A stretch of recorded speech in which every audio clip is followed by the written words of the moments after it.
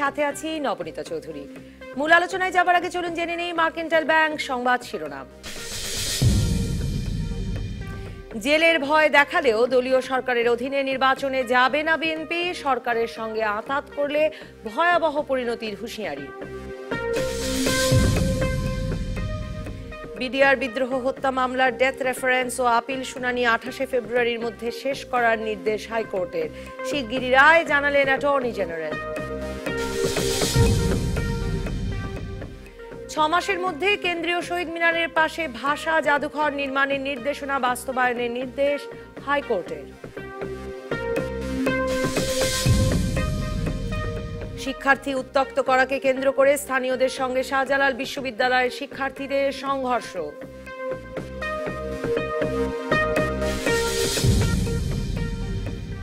পদ্মা সেতুতে দুর্নীতির ষড়যন্ত্রের অভিযোগ কানাডার আদালত গালগল্প ও গুজব বলে ছুঁড়ে ফেলার পর থেকেই আবার ঠিক কী কারণে সে সময় বিশ্বব্যাংক এমন অভিযোগ এনেছিল তা ব্যাপক আলোচিত হচ্ছে দেশে। মনে রাখতে হবে, বাংলাদেশে বিশ্বব্যাংকের চাপে পড়ে দুর্নীতি দমন কমিশন এই ষড়যন্ত্রের অভিযোগে সে সময়ের সেতু সচিবকে গ্রেপ্তার করে 7 জনকে অভিযুক্ত করে তদন্ত করেও কোনো প্রমাণ না পেয়ে অব্যাহতি দেয়। পদত্যাগ করেন সে সময়ের যোগাযোগ মন্ত্রী। কিন্তু এরপরেও সন্তুষ্ট না হয়ে নিজেদের তদন্ত শেষ না করেই স্রেফ সন্দেহ আর অভিযোগের ভিত্তিতে সে সময় পদ্মা সেতুতে ঋণ দেওয়ার সিদ্ধান্ত থেকে সরে দাঁড়ায় বিশ্বব্যাংক। প্রধানমন্ত্রী শেখ হাসিনা এখন সে সময় পদ্মা সেতুতে ঋণ বন্ধের হুমকি দিয়ে ডক্টর ইউনূসকে বয়স সীমা পার হয়ে যাওয়ার পরেও তাঁর গ্রামীণ ব্যাংকের এমডি পদে রাখতে তার ওপর এবং তার সরকার ও পরিবারের ওপর 2 বছর ধরে ভয়াবহ চাপ অব্যাহত রাখার জন্য সরাসরি যুক্তরাষ্ট্রকে দায়ী করছেন।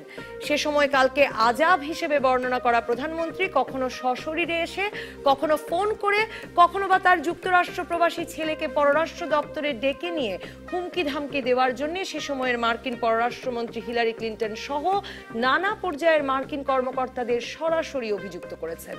বড় দেশগুলো যখন তাদের কোনো স্বার্থ উদ্ধারে এমন চাপ দেয় ছোট দেশগুলোর ওপর, তখন এর প্রতিকার কি? প্রধানমন্ত্রীর এমন অভিযোগ কি আবারও রুষ্ট করবে পরাক্রমশালী যুক্তরাষ্ট্রকে? তাহলে কি অন্যায় মেনে চুপ করে থাকাই শ্রেয় আমাদের মতো দেশগুলোর? এসব নিয়ে আলাপ করতে আজ রাজকাহন স্টুডিওতে আছেন আন্তর্জাতিক উন্নয়ন বিশেষজ্ঞ ও বিএনপির ভাইস চেয়ারম্যান ইনাম আহমেদ চৌধুরী, সাবেক রাষ্ট্রদূত অধ্যাপক ডক্টর এ.কে আব্দুল মোমেন এবং সাবেক রাষ্ট্রদূত এম হুমায়ুন কবির। স্বাগত আপনাদের 3 জনকেই। আমি এম হুমায়ুন কবির আপনাকে দিয়ে শুরু করতে চাই যে এই যে প্রধানমন্ত্রীর এই কথাগুলো, এগুলোর কোনো কি ধরনের তাৎপর্য আছে? এরকম তো ভাববার কোনো কারণ নাই যে এর এই যে প্রধানমন্ত্রী এখন যুক্তরাষ্ট্রের সেগুলোর সেই সময়ের ব্যবহারের কোনো প্রতিকার চাইছেন বা কোনো আমি জানি না কোনো জবাবদিহিতার মুখোমুখি কি করে তাদের করা যাবে? প্রধানমন্ত্রী যে বলছেন এই কথাগুলো, এটার সিগনিফিকেন্স কি? ধন্যবাদ আপনাকে। এটা সিগনিফিকেন্স তো আমরা বুঝতেই পারছি যে তিনি একটা চাপের মধ্যে ছিলেন এবং এখন কানাডার কোর্টে যখন এই মামলাটা ডিসমিসড হয়ে গেল তখন তিনি মনে করেছেন যে এখন সে সময়কার কথাগুলো বা তার মধ্যে যে ক্ষোভ বা দুঃখের কারণ ঘটেছে সেগুলো তিনি এখন বলছেন। এবং যে বিষয়টা আমাদের জন্য গুরুত্বপূর্ণ সেটা হচ্ছে যে তিনি যে অভিযোগটা করছেন যে যুক্তরাষ্ট্রের বিভিন্ন পর্যায় থেকে এ বিষয়ে তার পরিবারের উপর এবং তার নিজের উপর চাপ ছিল। প্রধানমন্ত্রী যেহেতু তিনি দায়িত্বে আছেন সেই ক্ষেত্রে আমরা বুঝতে পারি যে তার সাথে আলাপ আলোচনা হতে পারে, হয়তোবা খানিকটা চাপও আসতে পারে, কিন্তু তার পরিবারের সদস্যদের উপর চাপ আসাটা কিন্তু এটা আমার মনে হয় না কোনো ধরনের কূটনৈতিক শিষ্টাচারের মধ্যে পড়ে। এবং সেটা যদি হয়ে থাকে তাহলে আমি বলবো যে প্রধানমন্ত্রী বলছেন তিনবার তার ছেলেকে আমেরিকা স্টেট ডিপার্টমেন্টের অফিসে নিয়ে গিয়ে বোঝানো হয়েছে যে উনি যেন তার মাকে বোঝান। গুরুতর অভিযোগ।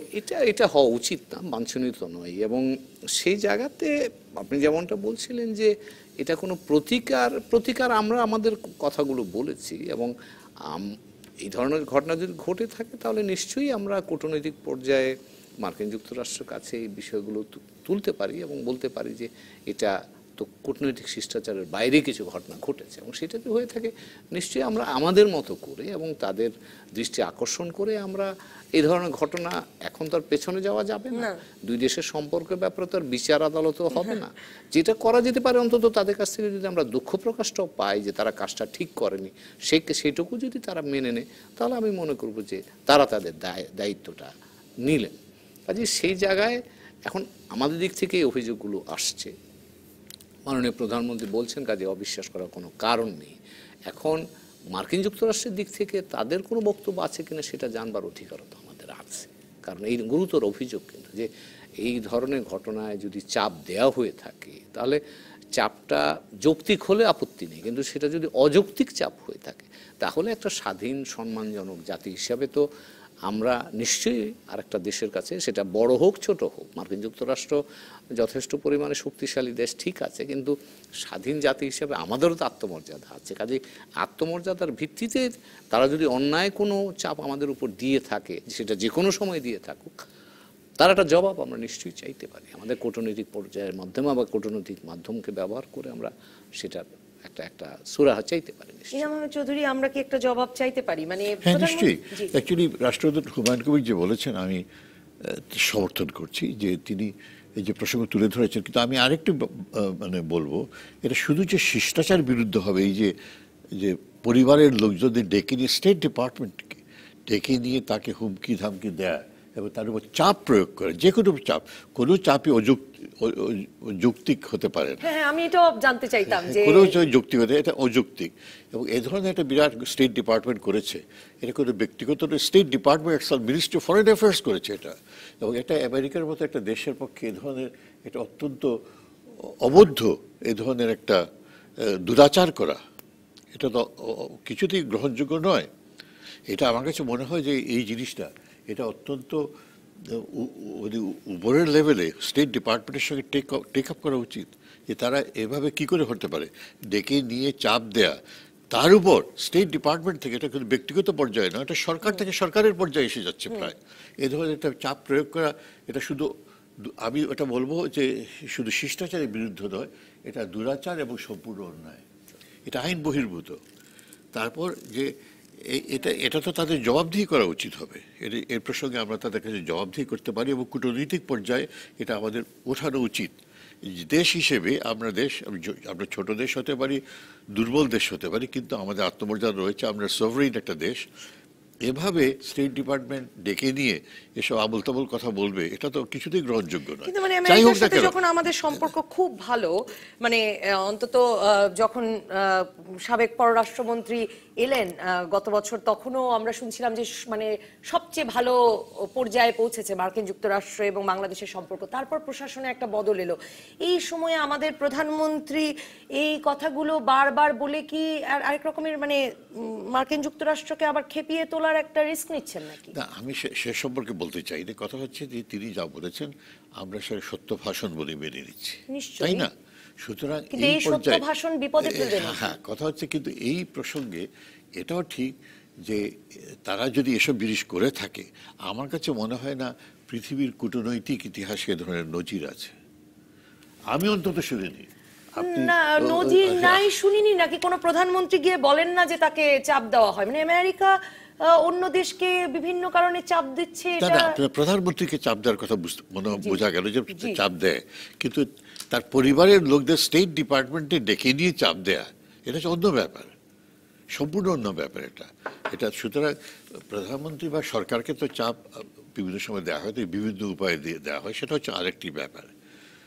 সুতরাং এই জিনিসটা আমার কাছে মনে হয় এটা অত্যন্ত উঁচু পর্যায়ে, এটা আমাদের মিনিস্ট্রি অফ ফরেন অ্যাফেয়ার্স তাদের আমার মনে হয় তাদের বিবেচনায় নিয়ে এসে এটা তারা টেক আপ করতে পারেন, এবং তারা স্টেট ডিপার্টমেন্টকে জিজ্ঞেস করতে পারেন এটা তারা কেন করেছেন, এবং তার জন্যে যেটা রাষ্ট্রদূত হুমায়ুন কবির যেটা বললেন, তাদের আমার মনে হয় অত্যন্ত তাদের এটা যদি সত্যি হয়ে থাকে তাদের দুঃখ বা ক্ষমা প্রকাশ করা উচিত হবে, কেননা এ ধরনের জিনিসটা কিছুতেই গ্রহণযোগ্য নয়। কেননা যাই হোক না কেন, ন্যায় মানে যে জিনিসটা ঘটেছে সেটার অন্য ব্যাপার, কিন্তু এভাবে দিয়ে পরিবারের একজন সদস্যকে ডেকে নিয়ে স্টেট ডিপার্টমেন্টকে এভাবে চাপ দেওয়া, এবং একবার দুবার নয় তিনবার নিয়ে যাওয়া, এবং তিনি ওখানে আছেন, সে দেশে রয়েছেন, তারপর কিছু একটা মনস্তাত্ত্বিক একটা বিরাট একটা ভার পড়ে যাচ্ছে। সুতরাং এটা আমার কাছে মনে হয় এটা কিছুতেই গ্রহণযোগ্য হতে পারে না, এবং এটাকে সহজভাবে গ্রহণ করাও যায় না। ডক্টর মোমেন, মানে সহজভাবে গ্রহণ করাটা কঠিন হয়ে যায় যখন প্রধানমন্ত্রী বারবার বলছেন যে তাকে ফোনে সে সময়কার পররাষ্ট্রমন্ত্রী মিসেস ক্লিন্টন হুমকি দিচ্ছেন, তারপর সহকারী পররাষ্ট্রমন্ত্রী আসছেন, তিনি এসে হুমকি দিচ্ছেন, তার পরিবারের লোককেও আমেরিকায় হুমকির শিকার হতে হচ্ছে। তো মানে পৃথিবীর বাস্তবতায় আমেরিকা বিভিন্ন জনকে হুমকি দেয়, চাপ দেয়, সেটা হয়তো আমরা একরকম ধরেই নিয়েছি, কিন্তু যখন কোনো দেশের প্রধানমন্ত্রী বারবার সেটা বলছেন, একটা প্রতিকার তো আসলে মানে প্রত্যাশিত হয়ে ওঠে। দেখেন, আপনার সেই দুর্ঘটনার সময়ে আমাদেরও কেউ কেউ অ্যাপ্রোচ করেছেন, কিন্তু আমাদের যেটা রিকোয়েস্ট করেছেন, এবং এরা অধিকাংশই সেই ব্যক্তি বিশেষের বন্ধু মানুষ, কংগ্রেসম্যান, সিনেটর কিংবা অন্য যারা পাওয়ারফুল লোক, শুধু আমেরিকা না, অন্যান্য দেশের লোকজন, অনেক দেশের আপনার প্রাক্তন রাষ্ট্রপ্রধান কিংবা নোবেল লরেট কথাবার্তা বলেছেন। এবং যে জিনিসটা আমরা তখন বলেছি যে আমাদের দেশে তোমরাই বলো যে আমরা আইনের শাসন প্রতিষ্ঠিত করব, গুড গভর্নেন্স প্রতিষ্ঠিত করব। তা আমাদের সরকারের একটা আইন আছে, 60 বছরের ঊর্ধ্বে হলে একজনকে অবসর নিতে হয়, এটা আমাদের দেশের আইন। কিন্তু কোন কর্তৃপক্ষ যারা খুব ফেমাস কিংবা খুব রিচ অ্যান্ড ফেমাস, এরা অনেক সময় এগুলো লঙ্ঘন করেন, এবং সরকার সেই ইলেকশনের আগে একটা অঙ্গীকার করে আসছিল যে আমরা এই আইনের শাসন এবং ইভেন রিচ অ্যান্ড ফেমাস তাদের আমরা কথা শুনবো না। এবং আপনি জানেন যে এরপরে অনেক জমি দখল, নদী দখল, এগুলো উদ্ধার হয়েছে, এবং অন্যান্য অনেক ব্যাংকের অনেক ডিরেক্টর পরিবার, একই পরিবারের লোক ছিলেন, তাদেরও আদেশ দিয়ে আস্তে আস্তে সরানো হয়েছে। তারা কেউ কেউ টাইমও নিয়েছেন, টাইম নেওয়ার পরে সরকার এটা করেছে। তো আমাদের যখন ওরা বললো, আমরা বললাম তোমরাই বলো গুড গভর্নেন্স, আমরা গুড গভর্নেন্স প্রতিষ্ঠা করার চেষ্টা করছি। আপনি বলছেন কেউ চাপ দেয়নি, রিকোয়েস্ট করেছে, কোনটা চাপ কোনটা রিকোয়েস্ট বোঝেন কি করে? মানে কোনটুকু পর্যন্ত রিকোয়েস্ট, কোনখানে গিয়ে কূটনৈতিক চাপ? সো এইটা না করলে তোমার এইটা করব, তখন আমি মনে করি এটা চাপ, যে তুমি যদি এটা না করো তাহলে আমি তোমাকে এইরকম প্রধানমন্ত্রী তো সরাসরি তাহলে চাপের অভিযোগ করছেন, কারণ প্রধানমন্ত্রীর সাথে যে আলাপ হয়েছে আমার জানা নাই, নিশ্চয়ই না, এবং মোস্ট লাইকলি ওনাকে যখন যারা বলেছেন তারা তো খুব পাওয়ারফুল লোকজন বলেছেন, এবং ক্ষুদ্র দেশের অনেক রাষ্ট্রপ্রধানকে এই ধরনের চাপের মুখে পড়তে হয়। যেমন ধরুন সিরিয়া, তাকে তো সরাসরি বলেছে যে তুমি বাদ দাও। হ্যাঁ, এরকম তো আমরা দেখছি যে আমাদের বড়লোক দেশগুলো অনেক সময় তবে যে জিনিসটা আমি আমাদের অ্যাম্বাসাডার হুমায়ুন কবির সাথে একেবারে ঐক্যমত, যে পরিবারের উপরে এই শিষ্টাচার বিবর্জিত এই যে ব্যবহার, এটা কখনোই গ্রহণযোগ্য না। সরকার প্রধানকে বলতে পারেন বিভিন্ন কারণে, কিন্তু পরিবারের লোক নাথিং টু ডু উইথ। মানে আপনাদের কাছে কূটনৈতিকভাবে সেটাও গ্রহণযোগ্য যে ধরুন আমি মানে কোনো বৃহৎ দেশ, পরাক্রমশালী দেশ এইভাবে একটা রিকোয়েস্ট করলো যে এই রিকোয়েস্ট না মানলে এর চাকরি যদি না থাকে তাহলে বাণিজ্য সুবিধা বাতিল হবে, এই চাকরি যদি না থাকে তাহলে পদ্মা সেতুর ঋণ বাতিল হবে, মানে তখন তো চাপ, আপনি তো বললেন এটা চাপ। হ্যাঁ, এটা তো একটা চাপ যে এটা না করলে এটা বাদ পড়বে, এটা তো চাপই তো। হ্যাঁ, সো এটা ওনারা করেও থাকেন টাইম টু টাইম, একাধিক দেশে এটা একরকম মেনেই নিতে হয়। It is a game, it is a game. তবে আমার মনে হয় যে জিনিসটা তারা খুব অন্যায় করেছেন, সেটা পরিবারের লোক nothing to do with this, তাদের যদি এরকম শিষ্টাচার বিবর্জিত কাজ করেন, তার জন্য আমাদের তবে তাহলে পরিবারের লোক তো প্রধানমন্ত্রীর উপদেষ্টা বটে, প্রধানমন্ত্রীর তথ্য উপদেষ্টা, তাহলে সে কারণে করেছেন। সুখের কারণটা হচ্ছে যারা ইনি এটা করেছেন বিশেষ করে তারা এখন সরকারে নাই, এখন অন্য সরকার এসেছে, সুতরাং ওই দিক থেকে ওদেরও সুবিধা একটা, যদি ওরা অ্যাপোলজি চায় it is easier for them at this time, যে আগের সরকার করেছিল এবং ওই সরকার এখন তো বাদ পড়ে গেছে। শুধু তৎকালীন সরকার প্রধানই বাদ পড়েননি, কিংবা যার নাম আপনি বললেন হিলারি শুধু বাদ পড়েননি, আসলে ইভেন স্টেট ডিপার্টমেন্টও অনেকেই বাদ পড়েছেন। তো সুতরাং ওরা সেজন্য কি এরকম একটা সময় কি এইরকম প্রধানমন্ত্রীও- দায়িত্ব ওরা বলবে যে আমরা এত দায়িত্ব নিব নাকি ওদের। হ্যাঁ, সো দিস আর ইস্যুস তবে আমি মনে করি যে বড় দেশগুলো এ ধরনের আপনার কি বলবো এই যে অ্যাগ্রেসিভ পলিসি অনেক সময় নিয়ে থাকেন। যদি আপনি নরম হন তাহলে বেশি নেন, আর আপনি যদি একটু শক্ত হন তাহলে কম নেন। আমাদের ভাগ্য ভালো যে আমরা শক্ত হয়েছি। শক্ত হওয়ার পরে কিন্তু ওনারা আর অত আপনি অ্যাগ্রেসিভলি আমাদের উপর অত্যাচার করেন না। এবং বিশ্বব্যাংকও এই জন্য আমাদের বিপুল মাননীয় পরিমাণ ঋণ প্রধানমন্ত্রীকে নিয়ে হাজির হয়েছে। আমাদের থ্যাঙ্কস দেওয়া উচিত। She has the guts. তিনি প্রধানমন্ত্রী না, তিনি বঙ্গবন্ধুর মেয়ে, তো সেই জন্য she had the guts to take up এই বড় বড় চাপ। আমি একটা বিরতির পর এম হুমায়ুন কবির, এই প্রসঙ্গে একটা কথা জি। বলবো। বিরতি হয়ে যাক, তাই জি বলবো। আমি আসবো তাহলে আপনার কাছে। আর আমি আসলে মূলত জানতে চাইবো যে এই গার্ডস দেখানোটি, মানে যেটি আমি প্রশ্ন করছিলাম আপনারা মানে যে এটা আসলে ভালো হলো না মন্দ হলো, আর ভালো হলো কি এই জন্য যে আসলে যুক্তরাষ্ট্রের প্রশাসনে একটা বদল এসেছে। একটা বিরতির পর দর্শক থাকুন রাজকাহনে।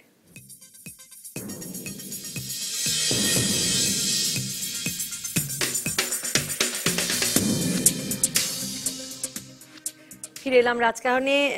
ডক্টর, আমি একটু আগে ইনাম আহমেদ চৌধুরী আপনার কাছে যেতে চাই। আপনি একটু যোগ করতে চাইছিলেন আমি যে একটু যোগ করতে চাইছি। প্রধানমন্ত্রী এই সময়ে এই কথাগুলো বলেছেন। আমি যেটা যোগ করতে চাচ্ছি সেটা হচ্ছে যে যদি সরকার প্রধান পরিবর্তন হয়ে যান, যে কোনো একটা সরকারের, কোনো গভর্নমেন্টের যে প্রাতিষ্ঠানিক দায়িত্ব রয়েছে সেটা কিন্তু অপরিবর্তনীয় থেকে যায়।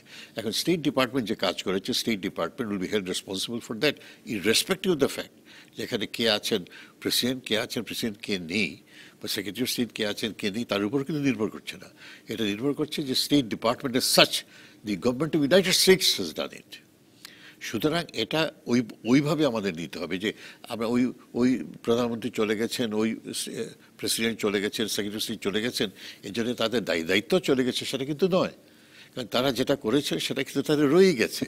সুতরাং সুতরাং এই যে তারা ডেকে নিয়ে এভাবে তারা হেনস্থা করেছেন, এটা তো আমি আগেই বলেছি এটা সম্পূর্ণ অগ্রহণযোগ্য ব্যাপার, এবং এটা আমাদের কিন্তু মানে আমি যেটা বলতে চাইছিলাম যে পৃথিবীর এটা আমাদের তুলতে বাস্তবতায় হবে, তো আমরা অত্যন্ত বলিষ্ঠভাবে এটা তুলে ধরা উচিত হবে, এর প্রতিকার চাইতে হবে।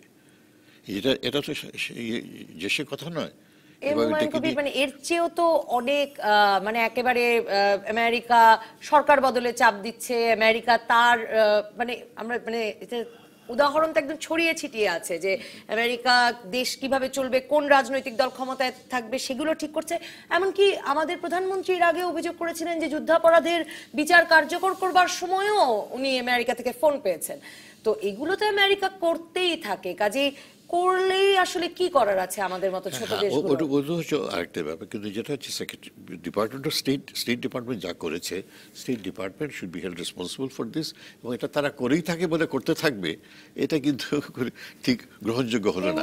যে অন্যায় যে করে, অন্যায় যে করে তবু ঘৃণের জন্য তার সমত হয়। সুতরাং আমরা এই ধরনের একটা ওই যে বড় বড় জিনিস আছে যে তারা করছে সেটা অন্য ব্যাপার, কিন্তু এই ধরনের ব্যাপারে এই যে কাউকে ডেকে নিয়ে এসে এভাবে পরিবারের সদস্যকে ডেকে নিয়ে আসে এভাবে হুমকি দেয়া, সেটা স্টেট ডিপার্টমেন্টের পক্ষে সেটা মোটেই গ্রহণযোগ্য নয়। আমার মনে হয় এটাকে আমরা ওইভাবে ধরে নেওয়া উচিত হবে, এবং যেটা বলা হয়েছে ইতিমধ্যে যে যেটা দুর্বল থাকলেই তারা আচরণ করে, তাদের সত্যের নরমের জম। আপনার সাথে যদি আমার এনাম ভাই, আপনার সাথে যদি আমার খুব ভালো সম্পর্ক থাকে, কিংবা আপনার সাথে খুব ভালো সম্পর্ক থাকে, তাহলে আমি অনেক কিছু আপনাকে এনিয়ে বেনিয়ে রিকোয়েস্ট করতে পারি। আর সম্পর্ক যদি ত্যক্ত থাকে তাহলে কিন্তু আমি খুব সাবধানে কথা বলবো। তো আমাদের গত কয়েক বছর সম্পর্কটা খুব উষ্ণ, সেই জন্য এখন আমরা এনিয়ে বেনিয়ে অনেক কিছু বলতে পারি। হ্যাঁ, তবে চাপ দেওয়াটা ঠিক না। যেটা বলছিলাম আজকে, আপনি যেমনটা বলছিলেন যে আসলে আমরা তো একটা বিশ্বায়িত পৃথিবীতে বাস করি বলে বলি কথাটা, এখন এটার চেহারাটা কি? এটার একটা চেহারা হচ্ছে কিন্তু আমরা একটা গ্লোবাল নর্মসের মধ্যে বাস করি, যেখানে বড় দেশগুলো ছোট দেশগুলোকে চাপে রাখবে, সেটা না, বড় ছোট দেশগুলোও প্রয়োজনে বড় দেশগুলোকে চাপ দিতে পারে। অ্যাকাউন্টেবিলিটি যেটাকে আমরা বলি, গ্লোবাল অ্যাকাউন্টেবিলিটি। আজকে মার্কিন যুক্তরাষ্ট্রে যদি কোনো ছোট্ট কিউবা কিভাবে চাপের মুখে রাখছে, এক্স্যাক্টলি, যদি ভেনেজুয়েলা কিভাবে চাপের মুখে রাখছে, আমরা এখন সেই জায়গাটাতে আমরা সেটাকে ব্যবহার করি কিভাবে সেটা নির্ভর করে আমাদের দক্ষতা এবং যোগ্যতার উপরে। কিন্তু অ্যাকাউন্টেবল করার জন্য কিন্তু সেক্ষেত্রে ছোট বড় দেশ নাই, সবাই সবাইকে না, কিন্তু অ্যাকাউন্টেবল। কিউবা ভেনেজুয়েলার উদাহরণ আপনারা দিলেন, মানে এরা তো রাষ্ট্র সারা পৃথিবীর মানে গ্লোবাল অর্ডারে সারা জীবনের একটু তেরা দেশ, একটু মানে আমি যদি এই শব্দটা মানে একটু বিপ্লবী দেশ হিসেবে পরিচিত। বুঝতে পেরেছি। তো তাহলে এরকম ছোট দেশ হয়ে যারা আসলে এই বড় দেশগুলোর বিপক্ষে কথা বলে, তাদের রাষ্ট্রপ্রধান, সরকার প্রধান বা দেশ কেউ তো আসলে এই বড় দেশগুলোর তখন সুনজরে থাকে না, মানে একটা বিপ্লবের অংশ হয়ে যায় এই বাঁকা বাঁকা কথাগুলো, স্পষ্ট কথাগুলো বলা। আপনার একটা শব্দ দিয়ে আমি শুরু করি, আপনি বলে বিপক্ষের বিষয়টা। আসলে এটা পক্ষ বিপক্ষ নয়, আমরা যার সাথে আমার সম্পর্ক আছে তার সম্পর্কের একটা ইন্টারডিপেন্ডেন্স আছে। তিনি আমার প্রতি আগ্রহী, সেই জন্য তো আমাকে বিষয়টা নিয়ে আলোচনা করেন। যার সাথে আমার সম্পর্ক নাই তার সাথে তো আলোচনারও কোনো প্রয়োজন নাই। তো কাজেই এটাও খেয়াল রাখতে হবে যে there is an element of mutual interdependence. কাজেই মার্কিন যুক্তরাষ্ট্র বড় দেশ তাই বলে বাংলাদেশকে তার প্রয়োজন নেই এমনটা নয়, আবার বাংলাদেশ আমরা ছোট বলে মার্কিন যুক্তরাষ্ট্রের আমাদের প্রয়োজন নেই সেটা নয়। কাজেই একটা এখন বিশ্ব প্রেক্ষাপটে একটা হচ্ছে যে একটা গ্লোবাল অ্যাকাউন্টেবিলিটি তৈরি হচ্ছে, সবাই একটা আচরণ করবে, সে আচরণটা সকলের কাছে গ্রহণযোগ্য হবে, এটা একটা প্রত্যাশিত বিষয়। সেটা সব দেশের জন্য, সেটা সবাই তাদের বাংলাদেশের সৌজন্য, ভদ্রতা, Absolutely. সভ্যতা রেখে এটা করবে, এটা একটা। দ্বিতীয় যে বিষয়টা আছে, আমরা পরস্পর উপর নির্ভরশীল। আমি বাংলাদেশ থেকে $6 বিলিয়ন গার্মেন্টস, আমার রেডিমেড গার্মেন্টস পাঠাই, মার্কিন যুক্তরাষ্ট্র আমাকে এই সুযোগটা দিয়েছে। এটা যেমন আমার লাভ হয়, তারও লাভ হয়, কারণ তার ক্রেতারা সস্তায় ভালো জিনিস পায়। তো কাজে এটা মিউচুয়াল, দুই দিকেরই আমার লাভ হচ্ছে বলেই কিন্তু কাজটা হচ্ছে। কাজেই আমি মনে করি যে উন্নয়ন বলেন, আমাদের গভর্নেন্স বলেন, মরালিটি বলেন, এই সবগুলো ইস্যুতেই কিন্তু আমরা একে অপর উপর নির্ভরশীল। কাজেই আমি ওই পক্ষ বিপক্ষে আমি ওইভাবে দেখতে চাই না। আমরা যারাই এই পৃথিবীতে বাস করছি পরস্পর উপর নির্ভরশীল থাকব এবং পরস্পরের প্রতি অ্যাকাউন্টেবল থাকব। এটাই কিন্তু এখনকার বিশ্ব কিন্তু প্রেক্ষাপটে। সাধারণত কি ছোট দেশগুলো বলে, ডক্টর এ কে আব্দুল মোমেন, যে বড় দেশগুলো এসে, আপনি বলছিলেন যে শুধু আমেরিকা তো নয়, আরো অনেকগুলো দেশই তো, বড় দেশগুলো, শক্তিশালী দেশগুলো এসে একটু ধুমকে দিয়ে যাবে, এটা বলাটাকে পছন্দ করে? বলাটা তো কেউ পছন্দ করে না, এবং সেটা সৌজন্যবোধও থাকে না।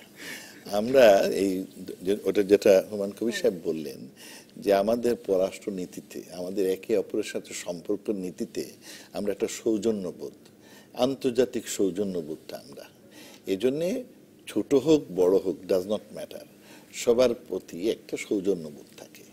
কেউ যারা অ্যাগ্রেসিভ হয়ে যান তারা হয়তো ওই সৌজন্যবোধটার মাত্রা কমিয়ে দেন, তখন আমি না অনেকেই অপছন্দ করে এটা, অনেকেই।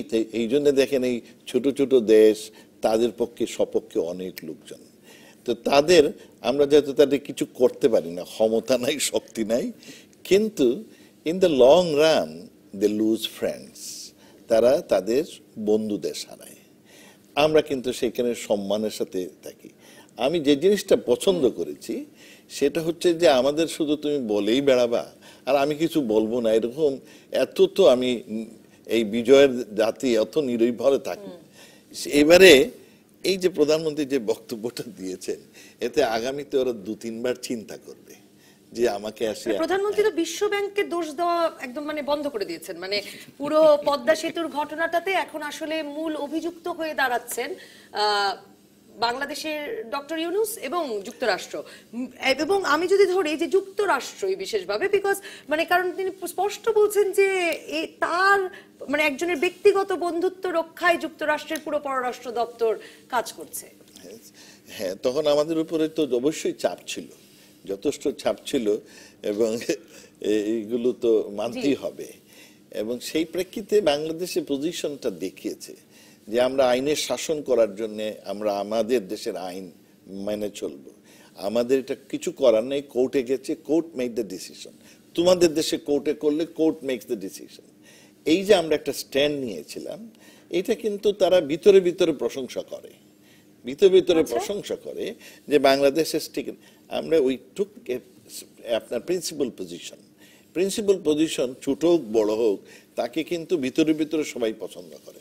তা আমরা যে পজিশনটা নিয়েছি, এবং তবে এই শিষ্টাচার বহির্ভূত যে কাজগুলো সেগুলো নিশ্চয়ই একটা জবাবদিহিতার মধ্যে আসা উচিত, যাতে আগামীতে এই ধরনের অমার্জনীয় কাজ না করা হয়। ইনাম আহমেদ চৌধুরী, আপনি বলছিলেন যৌক্তিক চাপ বলে কিছু হয় না, মানে যে ধরুন বাংলাদেশে এখানে দুর্নীতির ষড়যন্ত্রের অভিযোগ প্রমাণিতই হলো কানাডায়, কিন্তু তাতেই কি আসলে গ্রামীণ ব্যাংকের এমডি পদে কে থাকবেন সেই কথার সূত্র ধরে বিশ্বব্যাংক ঋণ দেবে কি দেবে না এরকম হুমকি দেওয়া যায় কোন দেশকে? মানে বাংলাদেশকে যেমনটা দেওয়া হয়েছে বলে প্রধানমন্ত্রী বলছেন। হুমকি কে দিয়েছে? মানে হুমকি যদি যুক্তরাষ্ট্র দিয়ে থাকে, এটার বিরুদ্ধেই আমাদের কথা বলতে হবে, যুক্তরাষ্ট্রকে বলতে হবে।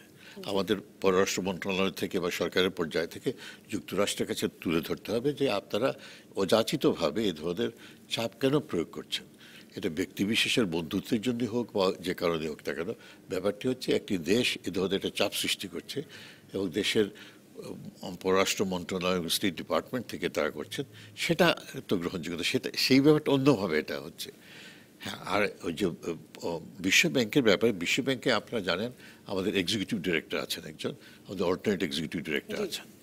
এখন আমাদের কনস্টিটিউয়েন্সি থেকে বলতে হবে যেটা এটা এটা আমার কাছে মনে ফর্মালি তোলা যায় যে executive director should take it up. আমাদের এক্সিকিউটিভ ডিরেক্টর একটা প্রধান ডিউটি, তাকে নির্দেশ দেওয়া উচিত হবে যে আপনারা ইমিডিয়েটলি টেক আপ করেন যে বিশ্বব্যাংকে তাদের এই আচরণের তারা কৈফিয়ত দিক বলুক। আমরা তো বিশ্বব্যাংককে তো আমরা ফাইন করতে পারছি না এখন, কিন্তু কথা হচ্ছে তার কৈফিয়ত আমাদের জানতে হবে প্রথম তারা কেন এই ধরনের আচরণ করেছেন। এবং এটা কিন্তু নিয়ম রয়েছে একটা, আমাদের যে এক্সিকিউটিভ ডিরেক্টর আছেন তিনি ভারতীয়, কিন্তু আমাদের কনস্টিটিউয়েন্সির তিনি রিপ্রেজেন্ট করেন।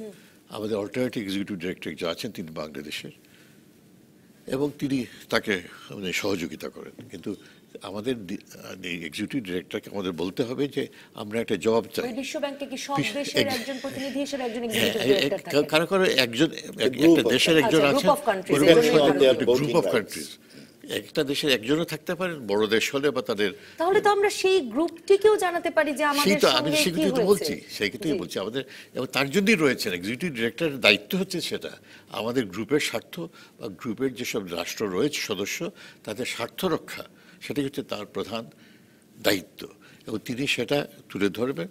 এবং আমার কাছে মনে হয় এটা আমাদের প্রাথমিকভাবে এটা আমাদের কাছে নিয়ে যাওয়া উচিত হবে। হুমায়ুন কবির, কিছু যে গত কিছুদিন ধরে এই কানাডার আদালতে এই মানে দুর্নীতি ষড়যন্ত্রের অভিযোগ বাতিল হয়ে যাওয়ার পর থেকে যে ধরনের প্রতিকারের আলাপ হচ্ছে, যেমন ধরুন আওয়ামী লীগ নেতৃত্বাধীন 14 দল বলেছে যে তারা $1 বিলিয়ন ক্ষতিপূরণ চাইবে বিশ্ব ব্যাংকের কাছে, বা কেউ বলছেন যে বিশ্ব ব্যাংকের কর্মকর্তাদের বিরুদ্ধে ব্যবস্থা নিক বিশ্ব ব্যাংক। মানে এগুলোকে কি আপনার রাজনৈতিক আলাপ মনে হচ্ছে, নাকি মনে হচ্ছে যে আসলে কূটনৈতিক চ্যানেলে প্রতিকার চাওয়ার উপায় ছিল, সেগুলো ভাববার এখনো সুযোগ আছে? এখানে তো রাজনীতি তো মিশে আছে এর সাথে, এটা তো অস্বীকার করার উপায় নেই। কাজেই এখানে আমি দুটো জিনিস মনে করি। একটা হচ্ছে যে ধরেন এই বিষয়টা কিন্তু আমাদের জন্য খুবই গুরুত্বপূর্ণ একটা বিষয়, কারণ এই পদ্মা সেতু নিয়ে বিশ্ব ব্যাংকের ভূমিকা, এখন যেটা মার্কিন যুক্তরাষ্ট্রের ভূমিকাও সামনে এসছে, এটা আমাদের জাতীয় স্বার্থের একটা বড় বিষয়। কাজে এটা শুধু সরকারের জন্য নয়, এটা যে এই সরকার করেছে তার বাইরে কিন্তু দেশের স্বার্থে। কাজে এমন একটা গুরুত্বপূর্ণ বিষয়ে আমার ধারণা যে সরকারের দিক থেকে আসলে বিষয়টা কি হয়েছিল এটা নিয়ে একটা কমিশন করে একটা সবার বিষয়টা গভীরে গিয়ে চিন্তা করা দরকার, এবং এটার কি কি ঘটনা ঘটেছিল এটা জনসমক্ষে আমি মনে করি নির্মোহভাবে এগুলো উপস্থাপন করা দরকার। কারণ এর সাথে ধরেন যদি রাজনীতি মিশে যায় তাহলে মৌলিক যে স্বার্থের দেশীয় মানে বাংলাদেশের স্বার্থের বিষয়টা এটা কিন্তু বিভিন্ন সময় বা বিভিন্নভাবে ইন্টারপ্রেটেড হওয়ার একটা আশঙ্কা থেকে যায়। কাজে এইরকম একটা জাতীয় গুরুত্বপূর্ণ বিষয়ে আমি মনে করি যে অভ্যন্তরীণভাবে আমরা এই বিষয়টা নিয়ে একটা কাইন্ড অফ হোয়াইট পেপার হতে পারে, একটা কমিশন হতে পারে, যেটা নিয়ে সব বিষয়টা সবার সাথে আলাপ আলোচনা করে দেখা যেতে পারে।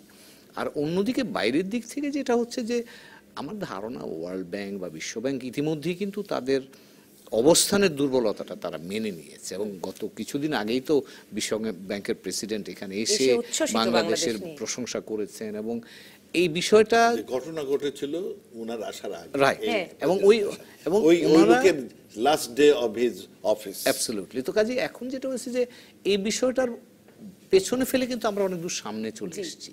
তো কাজে সেখানে আমরা ধরে নিতে পারি যে বিশ্বব্যাংক বাংলাদেশের অন্যান্য ক্ষেত্রে আমাদের যে অর্জন সেগুলোকে তারা মেনে নিয়েছে, এবং বাংলাদেশ যে একটা অগ্রসরমান দেশ এবং তার প্রয়োজনটাকে মনে রেখে কিন্তু বিশ্বব্যাংক আবার আমাদেরকে বিভিন্ন বিষয় প্রকল্পের সাহায্য দেওয়ার জন্য কিন্তু প্রস্তাবও দিচ্ছে এখন। কাজে তারা বুঝতে পারছে যে এই একটা বিষয় শুধুমাত্র ডিফাইনিং বিষয় নয় বাংলাদেশ। কাজে এটা বিশ্বব্যাংকের দিক থেকেও আমরা মনে করব যে বিশ্বব্যাংককে এই কথাটা আমরা মনে করিয়ে দিতে পারি। আমরা তাদের কাছে ক্ষতিপূরণ চাইতে পারি কিনা সেটা যারা বিশেষজ্ঞ আছেন, আইনজ্ঞ আছেন, তারা হয়তো বলতে পারবেন। কিন্তু এই বিষয়টা কূটনৈতিক পর্যায়ে আমরা কাউকে তার থাপ্পড় মারা যায় না, তাকে মনে করিয়ে দেওয়া যায়। এবং তিনি যদি বলেন হ্যাঁ I was wrong, I made a mistake, তাহলে এটা ধরে নেই আমরা যে ঠিক আছে তিনি তার। একটা বিরতির পর ডক্টর এ কে আব্দুল মোমিন আপনার কাছে জানতে চাইবো, আপনাদের কাছেও জানতে চাইবো যে অনেকে তো বলছেন এই যে যেমনটা এম হুমায়ুন কবির বলছেন যে বিশ্বব্যাংকও মুভ অন করেছে, অনেকটা সময় গড়িয়ে গেছে, তো সম্পর্কের দিক থেকে এটা কতটা ভালো হবে মনে করিয়ে দেওয়াটা জরুরিও কিনা সেই প্রসঙ্গটিও জানতে চাইবো। দর্শক থাকুন রাজকাহনে।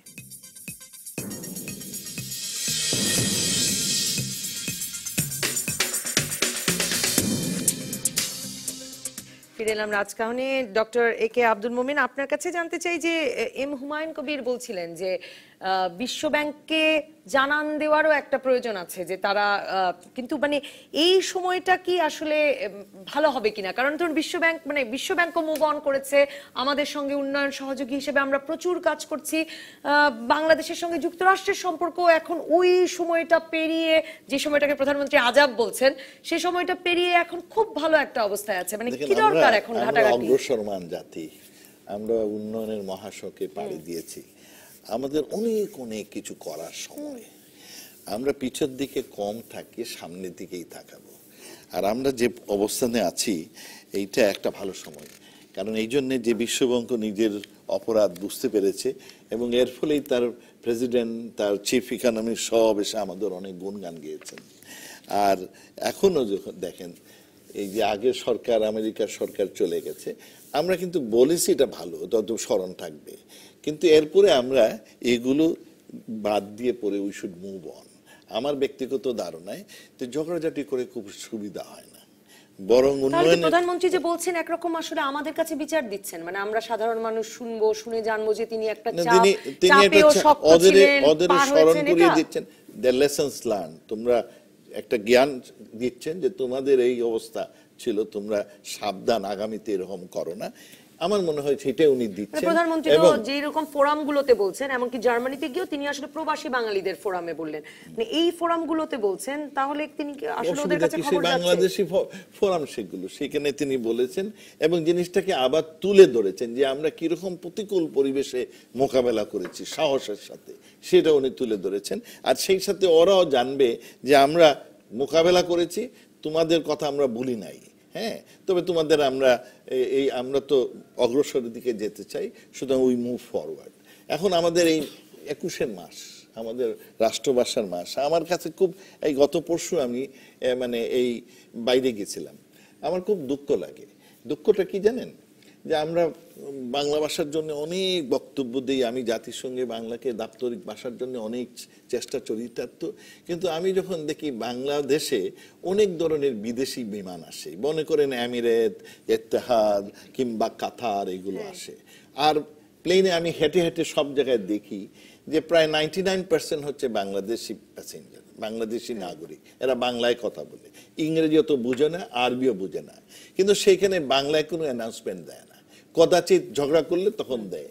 আমার মনে হয় এই ব্যাপারে আমাদের we should take a stand, যে যেগুলো বিমান আমাদের দেশে আসবে তাদের প্রত্যেকেই বাংলা অ্যানাউন্সমেন্ট, কারণ এটা রিস্ক, সিকিউরিটি রিস্ক, কারণ বুঝে না লোকজন।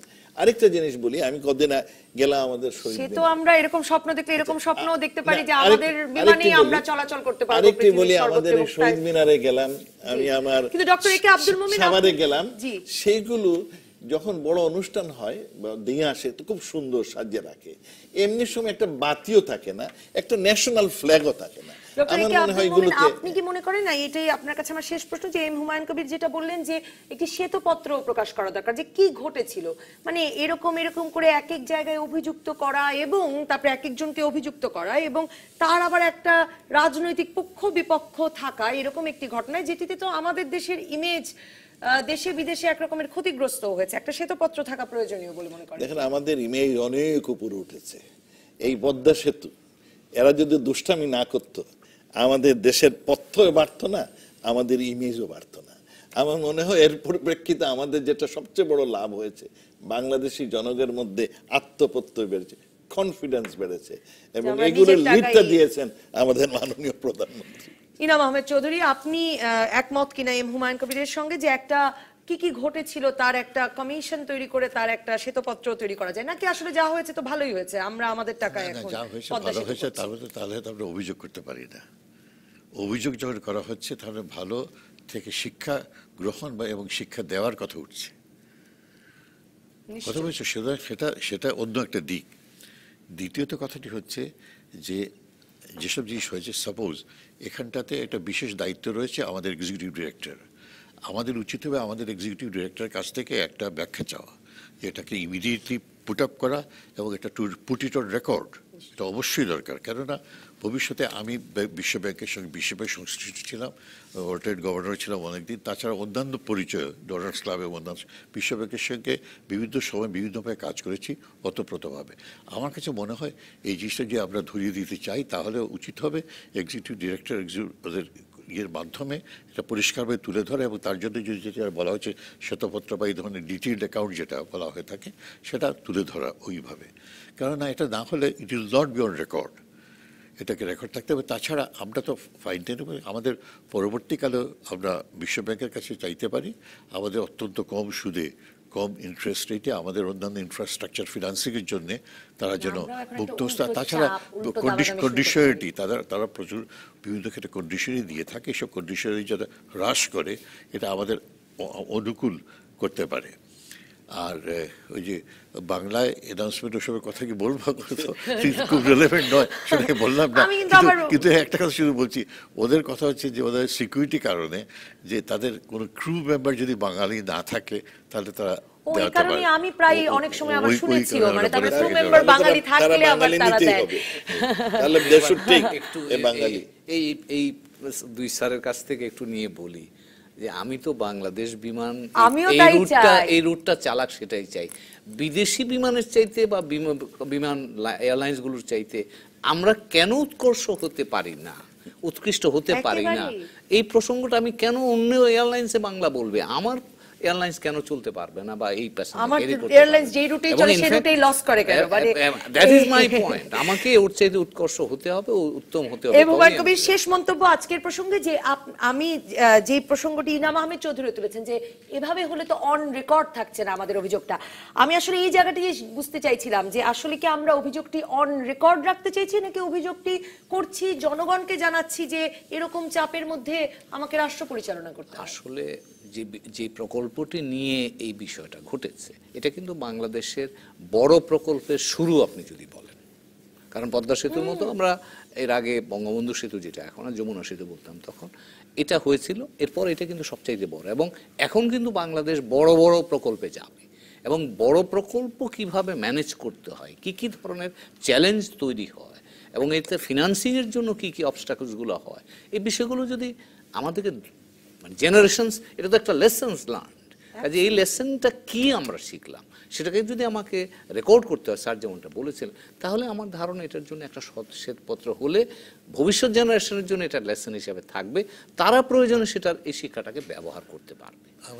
যমুনা ব্যাংকের যে নেগোসিয়েশন সময় আমি করেছিলাম, মুখ্য ছিলাম ওয়ার্ল্ড ব্যাংকের সঙ্গে, আমার কাছে মনে হয় যে এগুলো জিনিস পয়েন্ট আউট করে দেওয়া যে এইসব ব্যাপারগুলো আমাদের পক্ষে রেলেভেন্ট, আমাদের সম্পৃক্ত আছে, তা আমার বিশেষ কাম্য হবে। অসংখ্য ধন্যবাদ এম হুমায়ুন কবির, ইনাম আহমেদ চৌধুরী এবং ডক্টর এ কে আব্দুল মোমেন। দর্শক ধন্যবাদ যারা সঙ্গে ছিলেন আলোচনায়। আপনারা জানেন আমরা রাজকাহন শেষ করি কোনো এক জনপদের মানুষের কোনো এক বিশেষ সাফল্যের গল্প দিয়ে। লাঠি খেলায় পুরুষদের সাথে পাল্লা দিয়ে মাঠ দাপিয়ে বেড়াচ্ছেন কুষ্টিয়ার মঞ্জুরিন সাবরিন চৌধুরী রূপন্তী। পারিবারিক ঐতিহ্য হিসেবে লাঠি খেলায় অংশ নিয়ে স্থাপন করেছেন দৃষ্টান্ত। দেখে আসি।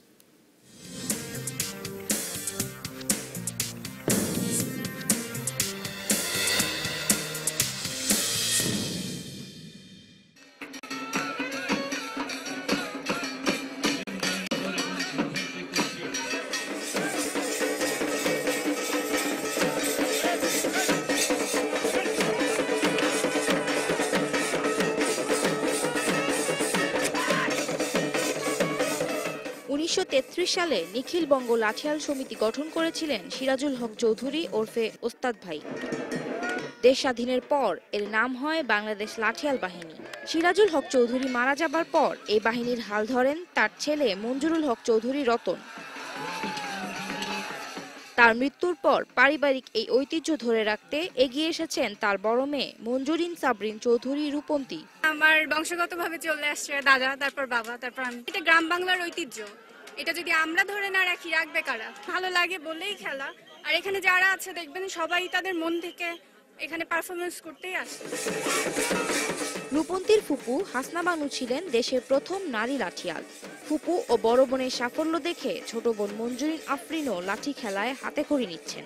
আমিও চাই তার মতো খেলতে, এই জন্য আমাকেও সে শিখাচ্ছে লাঠি খেলা তার মতো।